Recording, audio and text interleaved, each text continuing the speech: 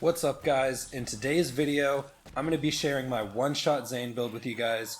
I've seen more than one Sheriff Zane build using the Masher, but today we're playing the Outlaw with our Unforgiven. I'm going to show you guys how to get max DPS with Zane that no one else will show you. But before we get into the build, don't forget to like this video, subscribe to the channel if you want more Borderlands 3 content. All of my current subs know I make the best Zane builds all the time, and I love making Borderlands 3 content. Shout out to my friend Gimmick Builds for this one.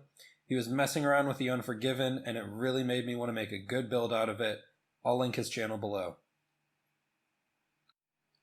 This build is going to focus on the skill Playing Dirty. This is Zane's best damage skill by far, but it definitely limits what guns you should use with it.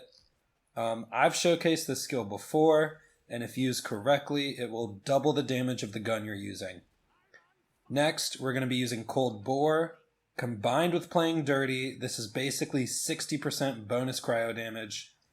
This is another really good skill with Zane that, once again, no one really uses, but it's one of his highest damaging skills. And it also, once again, just limits the guns you should use. But it works very well with Playing Dirty, so we're not going to notice that downside. We're using the Sea Red Capstone because of how important Playing Dirty is. We need to be able to activate our 5 shots basically whenever we want to. And then next we're playing a Calm, Cool, and Collected build because I want this build to be viable for Slaughter Shaft, and the all-rounder barrier is just way too good here. Plus, the cryo damage we're adding with Cold Bore and Playing Dirty will freeze enemies quicker than you can shoot. Alright, so we basically want to combo high damage, single shot weapons to take most advantage of Cold Bore and Playing Dirty. And our number one go-to is gonna be the Unforgiven pistol. As you can already see in a lot of the gameplay here, we're getting insane damage every time we get headshots. If you have the Overkill Guardian rank unlocked, you can easily stack damage to where you will also be able to one-shot the tankier enemies, but even without it, it still only takes a couple well-placed headshots to delete any enemy off the map, including Anointed. So next we're using the Kill-O-The-Wisp. This is probably my go-to gun for pure mobbing situations. If you find a high base damage, single penetrating Kill-O-The-Wisp, that one's the best. It also just really does a good job at freezing multiple enemies all at once because it hits lots of crits. And it's just a really good gun with Playing Dirty once again. So next we have the Becca. I just started using this gun with this build, and this thing is basically a Lyuda, but in assault rifle form. At medium distance, it splits into 3 bullets just like the Lyuda, and it hits really hard. So normally you do just want the single bullet guns like I was talking about, but sometimes you need more of an AR for certain situations. And even with the first 5 shots, getting Playing Dirty, it also does do insane damage because of the bullet splitting. So finally, I'm using the Firestorm. I like this gun a lot. It's a sniper that shoots heavy fire into enemies and then creates a firestorm, just like the name says, that rains down on them. And with Playing Dirty, you get double the fire rain. So it's really cool. Now, what makes this combo of weapons so good with Calm, Cool, Collected is just the actual damage output.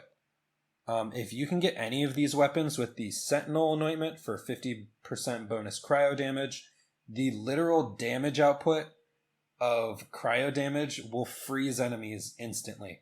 Like, they will die, but they will trigger being frozen as they die. So I think the most important gun to look out for this anointment is the Unforgiven, and the Kill-O-The-Wisp also.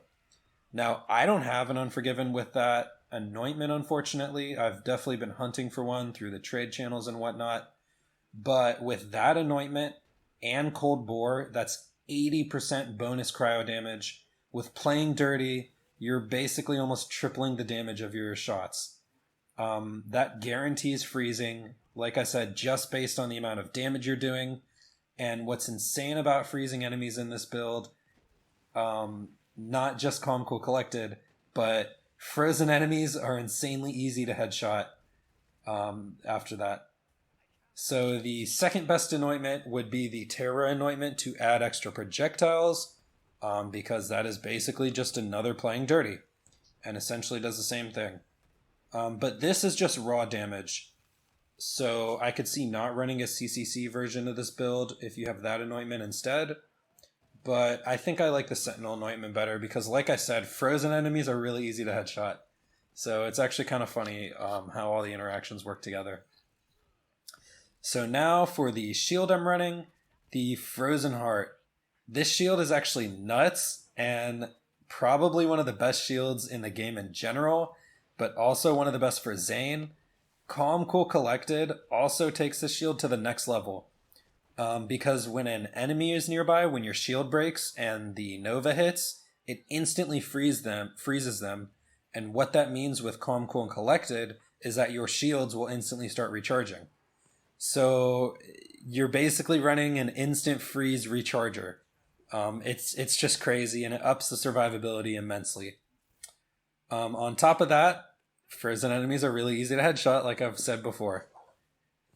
So, of course, you want to run an Icebreaker relic. Just leave it at that. You know, probably a really good relic. Just ups damage once again, and cryo efficiency.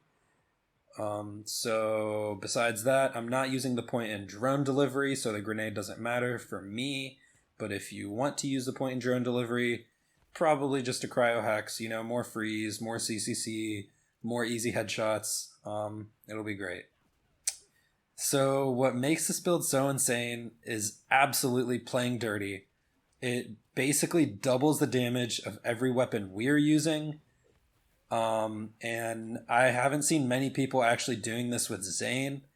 It's definitely an underrated skill. Now, I know people use it, but I don't often see them pairing it with guns like the Unforgiven. You could even use a Scourge in this build because it'll double the rockets. It's insane. But like I said, it does limit the type of guns you want to use, but it doesn't really matter because the guns I picked are really good anyway. I'm very happy using these guns. These are fun guns to use that reward hitting your headshots. Now, one downside I want to talk about this build is you do have to be very accurate with those headshots.